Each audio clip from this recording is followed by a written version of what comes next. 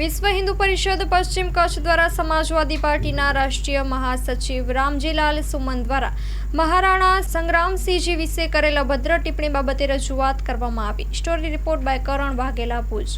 જય શ્રી રામ। દીપેશ જોશી, વિશ્વ હિન્દુ પરિષદ પશ્ચિમ કચ્છ જિલ્લા ઉપાધ્યક્ષ। આજરોજ માનનીય રાષ્ટ્રપતિજીને સંબોધી અને કલેક્ટર સાહેબને આવેદનપત્ર આપ્યો છે।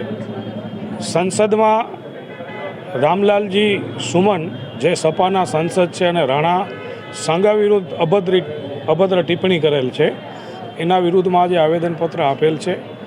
રાણા સાંગા કે જેનો ઇતિહાસ જે એને પોતાને નથી ખબર, સન 1509થી 27ની વચ્ચે અખંડ ભારતના સ્વપ્નદ્રષ્ટા રાણા સાંગાએ અનેક રજવાડાઓને એકત્રિત કર્યા અને અખંડ ભારતની સ્થાપના માટે મુહિમ ચલાવી।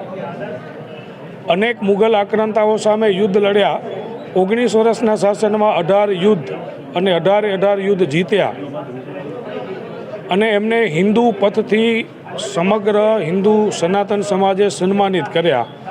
એવા વીર પુરુષ, વીર યોદ્ધા કે જે અખંડ ભારતના સ્વપ્નદ્રષ્ટા, સનાતન ધર્મના પ્રણેતા, પૂજક એવા એક પવિત્ર અને વીર પુરુષ ઉપર અભદ્ર ટિપ્પણી કરવી એ બિલકુલ યોગ્ય નથી। વિશ્વ હિન્દુ પરિષદ બજરંગ દળ એનો સખત વિરોધ કરે છે।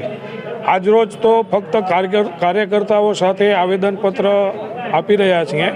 જો કોઈ કાર્યવાહી નથી થતી તો આગળ જતાં વિશ્વ હિન્દુ પરિષદ બજરંગ દળના કાર્યકર્તાઓ જલદ અને આક્રમક આંદોલનો પણ કરશે। સમગ્ર ભારત દેશ જાણે જ છે કે રામજી સુમન જેઓએ સાંસદમાં રાણા સાંગા વિશે જે અભદ્ર ટિપ્પણી કરી હતી એના વિશેનો છે।